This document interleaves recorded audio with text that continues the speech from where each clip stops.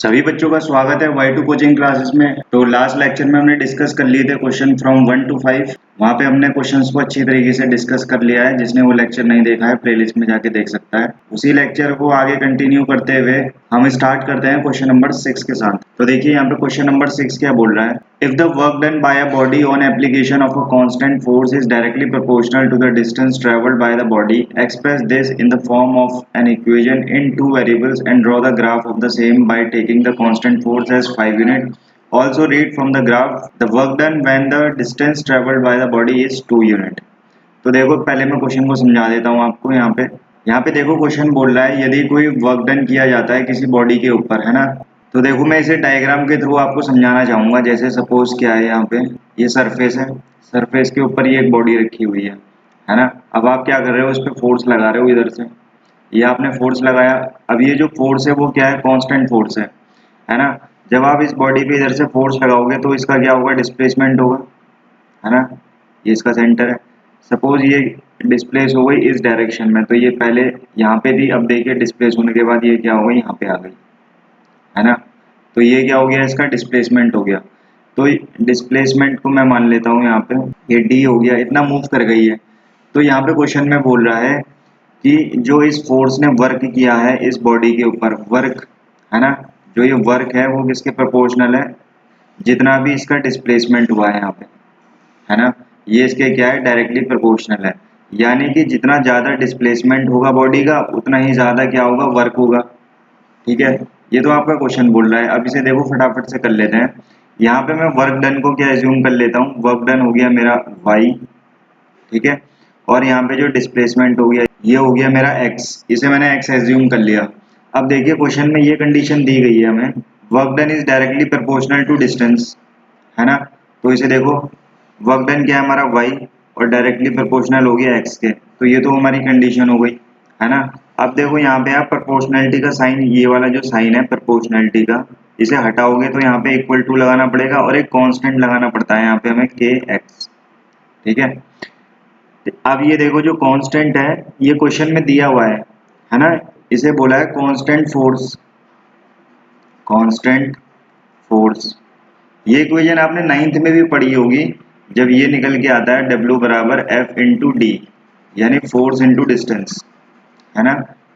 माने जो फोर्स लग रहा है हमारा वो डिस्प्लेसमेंट की डायरेक्शन में लग रहा है अगर, तो वर्क डन कितना होगा यहाँ पे, F इंटू डी होता है ना। तो ये सेम इक्वेशन यहाँ पे ये देखिए, F बराबर के एक्स, के हमारा कांस्टेंट फोर्स, ये हमें क्वेश्चन में दिया हुआ है। Y बराबर के कितना दिया है हमें, 5 यूनिट दिया हुआ है ना। तो ये हो गया 5x। ये ऊपर देखिए कांस्टेंट फोर्स क्वेश्चन में,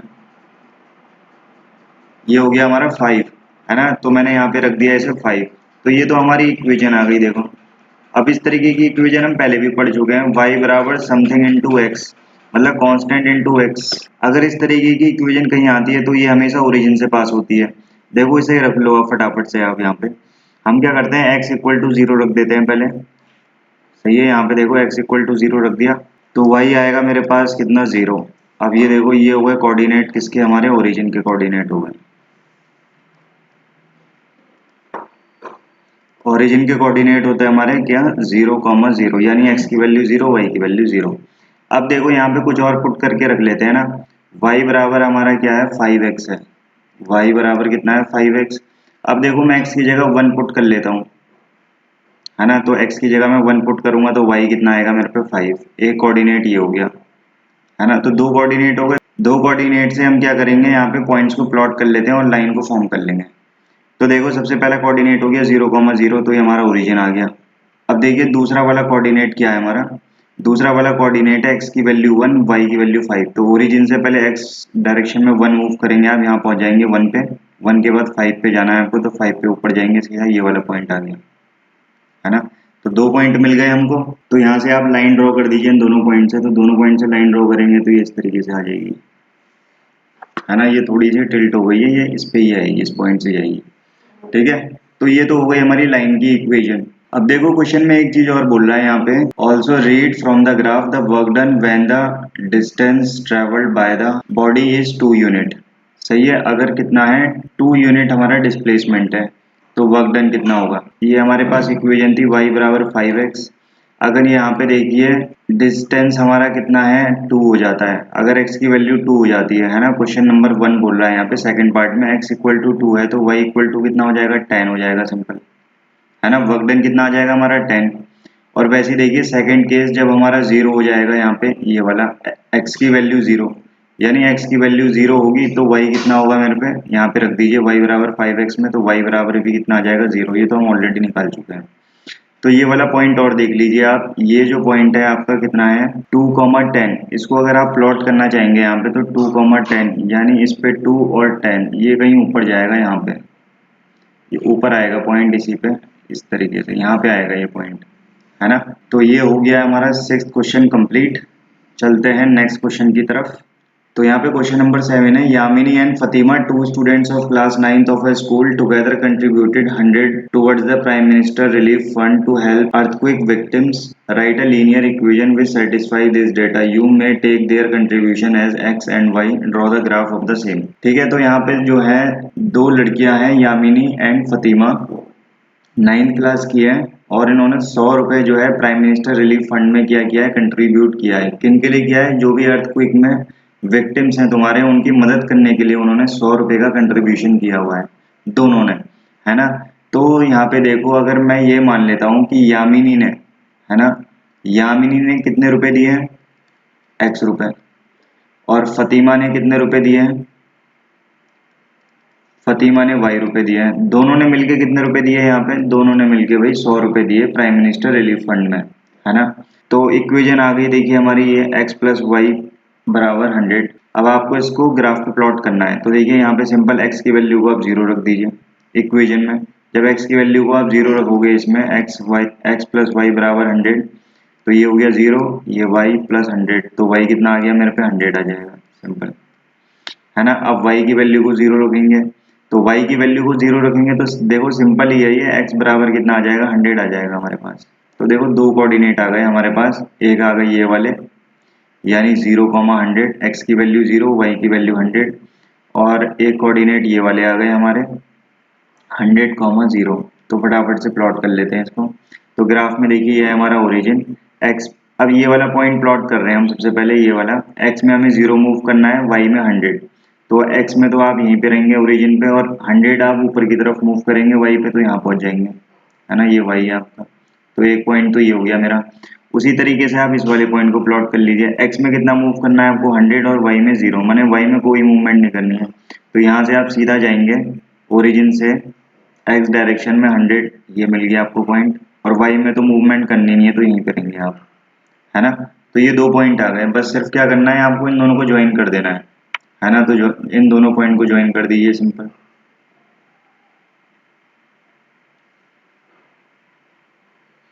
तो ये आ गई मेरी लाइन, है ना।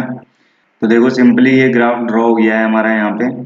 आप और पॉइंट निकालना चाहे निकाल सकते हैं, मगर दो पॉइंट सफिशिएंट होते हैं लाइन के लिए, है ना। आई होप ये आपको समझ में आया होगा। नेक्स्ट क्वेश्चन देखते हैं फटाफट से। In countries like USA and Canada, temperature is measured in Fahrenheit, whereas countries like India, it is measured in Celsius. Here is a linear equation that converts Fahrenheit to Celsius. तो first question है हमारा, draw the graph of the linear equation अब using Celsius for x axis and Fahrenheit for y axis. तो सबसे पहले मैं आपको question समझा दूं।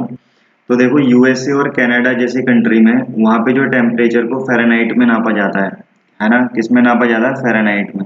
Whereas in countries like India it is measured in Celsius. अब देखो भारत जैसे देशों में यहाँ पे टेम्परेचर किस में नापा जाता है, सेल्सियस में नापा जाता है, ठीक है। अब यहाँ पे इन्होंने लीनियर इक्वेशन दी है जो कि हमारी फ़ारेनहाइट को सेल्सियस में कन्वर्ट करेगी या फिर सेल्सियस से फ़ारेनहाइट में कन्वर्जन करेगी, है ना।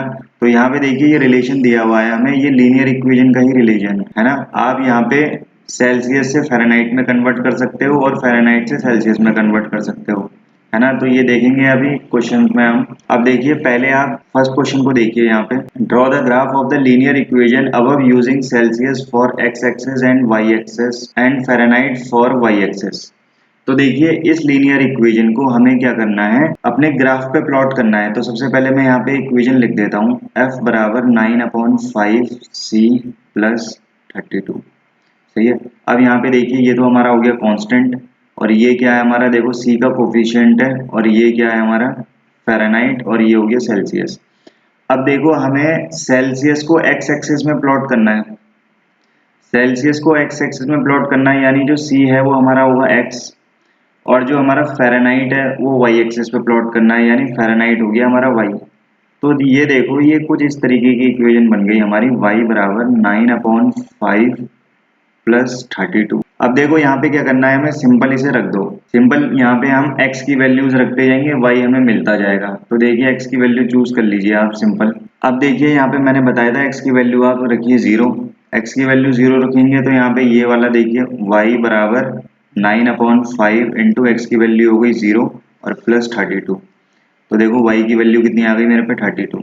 तो एक कोऑर्डिनेट हो गया मेरा कौन सा 0,32 है ना, एक कोऑर्डिनेट ये हो गया। अब दूसरा कोऑर्डिनेट और चाहिए मेरे को। तो देखिए यहाँ पे अब x की वैल्यू मुझे पुट करनी है, y बराबर 9/5 x प्लस 32 है ना। अब यहाँ पे देखो x की वैल्यू पुट करनी है, तो मैं x की वैल्यू ऐसी पुट करूंगा जो 5 से नीचे डिवाइड हो जाए। देखो 5 है ना यहाँ पे डिनोमिनेटर में, तो x की वैल्यू कुछ मैं ऐसी पुट करूंगा जो ये इससे इजीली क्या हो जाए डिवाइड हो जाए, है ना। तो देखिए मैं यहाँ पे क्या रखने वाला हूँ, मैं यहाँ पे अगर 5 रखता हूँ तो 5 से 5 कैंसिल हो जाएगा सिंपल, और 32 और 9 ऐड हो जाएगा, है ना। तो x की वैल्यू को मैं क्या रख रहा हूँ 5 रख रहा हूँ, ठीक है। तो y कितना बचेगा मेरे पे, y बचेगा 9/5 इंटू 5 प्लस 32। देखो 5 से 5 कैंसिल हो गया और 9 प्लस 32 कितना हो गया 41 हो गया। तो y बराबर कितना हो गया मेरे पे 41। x की वैल्यू 5 रखने पे y 41 मिल रहा है। तो एक कोऑर्डिनेट आ गया हमारा 5 और 41। देखो दो कोऑर्डिनेट आ गए हम पे, फटाफट से इसे प्लॉट कर लेते हैं हम। तो x में 0 y में 32 है ना, x में 0 यानी x में 0 रहना है और y में 32। अब देखो यहाँ पे जो है ये 1 2 3 इसे मान लो आप 10, क्योंकि फिर ये इसमें आएगा नहीं, इसे मान लो 20 30 40 50 60। वैसे ये 10 20 30 40 50 60, ठीक है।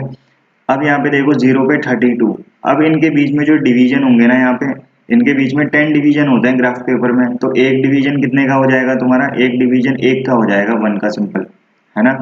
तो यहाँ पे देखो ये कितना हो गया तुम्हारा, 0 से लेके 32 जाना है, तो 0 से 32 जाएंगे आप तो 30 आ गया, है ना। यहाँ से जाएंगे आप सीधा ऊपर को तो ये आ गया 30 और इसके बीच में 32 कहीं यहाँ पे आएगा, तो एक पॉइंट आपका ये आ गया 0,32, है ना। उसी तरीके से आप ये देखिए ये आ गया तुम्हारा 5,41, ठीक है। तो x में मुझे 5 मूव करना है और y में मुझे 41 मूव करना है, ठीक है। तो x में आप 5 मूव करेंगे तो x में आप 5 मूव करिए, तो ये देखिए 0 और 10 के बीच में आएगा यहाँ पे, ठीक। तो x की वैल्यू हो गई 5 और y की वैल्यू कितनी हो गई, y की वैल्यू 41। तो यहाँ से आप सीधा ऊपर जाएंगे, अब फिर से ऊपर जाते रहेंगे, 41 40 है 41 यहाँ पर आएगा। तो देखिए दो पॉइंट आ गए हमारे पास, है ना। एक पॉइंट मेरा ये हो गया और एक पॉइंट ये हो गया। अब इन दोनों पॉइंट को आप ज्वाइन कर दीजिए सिंपल, है ना। तो आपको लाइन मिलने वाली है, तो इनको देखिए ज्वाइन कर दीजिए ऐसे करके, तो लाइन मिल गई आप, है ना, सीधी जाएगी। तो ये हो गया आपका ग्राफ पेपर के ऊपर हमने लाइन को ड्रॉ कर दिया है सिंपल, यही हमें करना था क्वेश्चन नंबर 1 में। अगर आप चाहें और पॉइंट्स को भी यहाँ से निकाल सकते हैं, ये ऑलरेडी मैं सिखा चुका हूँ। एक्स की वैल्यू को आप यहाँ पे 10 रख दीजिए, क्योंकि ये 5 का मल्टीपल है नीचे, तो 5 2 10 आ जाएगा। आप माइनस में भी रख सकते हैं, माइनस में रखेंगे तो -10 हो जाएगा, तो 32 में से आपको 9 माइनस करना पड़ेगा, है ना। x की वैल्यू को आप -10 रख के देखिए, है ना। x की वैल्यू को आप -20 भी रखिए तब भी ये पूरा पूरा जाने वाला है। x की वैल्यू को आप माइनस में रखिए तो ये पॉइंट जो है y वाला वो और कम होता चला जाएगा, है ना। x की वैल्यू को आप -30 रख दीजिए, है ना। तो आपको अलग अलग पॉइंट मिल जाएंगे, उनसे भी आप क्या कर सकते हैं पॉइंट्स निकाल सकते हैं, है ना। ये वैल्यू थोड़ी और कम आएंगी यहाँ पे, देखिए इन्हें रखने पे x की वैल्यू अगर आप इनको यहाँ पे रखोगे y में तो ये वैल्यू और कम आएगी थोड़ी, क्योंकि यहाँ पे x जो है माइनस का हो चुका है, तो 32 में से आपको माइनस करना पड़ेगा इस बार, है ना। तो आप ये वाले पॉइंट रखिए, ये आपके लिए होमवर्क है। आप इन वाले पॉइंट्स को रखिए और y की वैल्यू कैलकुलेट कीजिए, फिर x और y को आप फिर से ड्रॉ कीजिए ग्राफ पेपर पे और देखिए क्या रिजल्ट आता है इसका। सेम यही रिजल्ट आएगा, इन्हीं के ऊपर इसी लाइन के ऊपर ये सारे पॉइंट लाई करेंगे हमारे, क्योंकि ये भी इसका सॉल्यूशन है ना। मैं ऑलरेडी सिखा चुका हूँ आपको कि ये जो सॉल्यूशन है सारे इसी लाइन के ऊपर लाई करेंगे आपके। तो नेक्स्ट क्वेश्चन देखते हैं फटाफट। If the temperature is 30 what is the temperature in Fahrenheit. तो देखो यहाँ पे सीधा सीधा कन्वर्जन करना है हमें। यहाँ पे टेम्परेचर दिया है हमें 30 डिग्री सेंटीग्रेड में, यानी जो सी है वो कितना है 30 डिग्री है, हमें फ़ारेनहाइट में निकालना है। तो सीधा सीधा इक्वेशन में रख दो आप यहाँ पे एफ बराबर कितना है हमारा 9/5 सी प्लस 32। तो यहाँ पे रख दीजिए आप 9/5 सी की वैल्यू हो गई 30 प्लस 32, तो ये हो जाएगा 5 6 या 30 और ये आएगा 6 9 या 54 और ये प्लस के 32, तो ये आ जाएगा 4 और 5 6 5 3 8 86 डिग्री फ़ारेनहाइट। है ना सिंपल, सिर्फ आपको वैल्यू पुट करनी है क्वेश्चन में और कुछ नहीं करना। नेक्स्ट देखिए, नेक्स्ट क्वेश्चन है if the temperature is 95 degree Fahrenheit what is the temperature in Celsius. तो यहाँ पे इस बार दिया है फ़ारेनहाइट में टेम्परेचर दिया है, एफ बराबर 95 दिया है और तुम्हें सी निकालना है इस बार। है ना, तो इक्वेशन में रख दीजिए, इक्वेशन है आपकी 9/5 सेंटीग्रेड प्लस 32। एफ की वैल्यू देखो 95 दी हुई है इस बार, ये हो जाएगा 9/5 सेंटीग्रेड मुझे निकालना है प्लस 32। इसको आप यहाँ पे लेके आ जाइए तो ये हो जाएगा 95 माइनस 32 इज इक्वल टू 9/5 सी। है ना, 5 में से 2 गए 3 और 9 में से 3 गए 6, तो ये आ जाएगा 9/5 इंटू सी। तो सी निकाल लीजिए यहाँ पे, ये हो जाएगा 63, क्रॉस मल्टीप्लाई कर दीजिए आप 63 इंटू 5/9, तो ये आ जाएगा 9 7 या 63 7 5 या 35। तो टेम्परेचर आ गया आपका 35 डिग्री सेंटीग्रेड। ठीक है, नेक्स्ट क्वेश्चन देखते हैं। If the temperature is 0 degree centigrade what is the temperature in Fahrenheit and if the temperature is 0 degree Fahrenheit what is the temperature in Celsius. तो इस बार देखिए टेम्परेचर हमें 0 डिग्री दिया हुआ है, तो फ़ारेनहाइट में पूछ रहा है फ़ारेनहाइट में कितना होगा। पहला कंडीशन यहाँ पे देखिए ए जो है वो कह रहा है यदि सी हमारा 0 है तो एफ कितना होगा, और दूसरा सवाल इसमें ये पूछ रहा है कि अगर एफ हमारा 0 है तो सी कितना होगा। है ना, तो पहले वाले को ए को देख लेते हैं। यहाँ पे f बराबर कितना है 9/5 इंटू सी प्लस 32। सही है, अब यहाँ पे देखिए पहली कंडीशन है हमारी c बराबर 0, तो c बराबर 0 रख दीजिए यहाँ पे। है ना, तो कितना मिलेगा मेरे को 9/5 इंटू 0 प्लस 32। है ना, तो ये कितना हो गया 0 और ये प्लस 32, तो ये कितना आ जाएगा f बराबर 32 आ जाएगा। सिंपल। वैसे ही देखिए सेकंड वाले में रख दीजिए आप f की वैल्यू को 0, तो f बराबर 9/5 c प्लस 32। f की वैल्यू को आप 0 रख दीजिए यहाँ पे, ये सेकंड कंडीशन पुट करने जा रहा हूँ मैं। है ना, f बराबर 0 तो c बराबर कितना होगा, तो f बराबर 0 हो गया तो 9/5 c प्लस 32। इसको इधर लेके आ जाइए तो ये आ जाएगा आपका 9/5 c, और इसको आप इधर ले जाओगे तो ये आ जाएगा माइनस के 32 इज इक्वल टू दिस। है ना, ये माइनस का हो जाएगा। अब इसे सॉल्व कर लीजिए आप, ये आ जाएगा आपका c बराबर माइनस के 32, क्रॉस मल्टीप्लाई करेंगे आप यहाँ पे नीचे 1 है, माइनस के 32 इंटू 5/9 इंटू 1, तो 9 आ गया नीचे।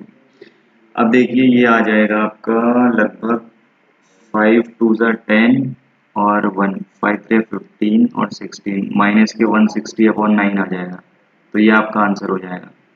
है ना, इसे कैलकुलेट करके देख लीजिए कितना आएगा आप, ये आएगा लगभग 17.77 माइनस के 17.77। है ना, देखिए नेक्स्ट क्वेश्चन करते हैं फटाफट। Is there a temperature which is numerically the same in both Fahrenheit and centigrade, if yes find it. तो यहाँ पे ये बोल रहा है कि कोई ऐसा टेम्परेचर है जिस पे फ़ारेनहाइट और सेल्सियस दोनों बराबर होंगे। है ना, वो पूछ रहा है कि कोई ऐसा टेम्परेचर है जिस पे फ़ारेनहाइट और सेल्सियस आपस में बराबर होंगे, यानी कि फ़ारेनहाइट जो है सेल्सियस के बराबर होगा। है ना, तो हमारी इक्वेशन क्या है, देखो इक्वेशन है हमारी f बराबर 9/5 और ये हो गया c प्लस 32। है ना, अब यहाँ पे देखो दोनों टेम्परेचर सेम है, तो यहाँ पे f बराबर c है तो f की जगह मैं c रख दूं यहाँ पे सिंपल। है ना, और ये आ गया मेरा 9/5 c। अब देखो दोनों में क्या हो गया हमारा c में कन्वर्ट हो गए c और c, अब मैं यहाँ से c आराम से निकाल सकता हूँ।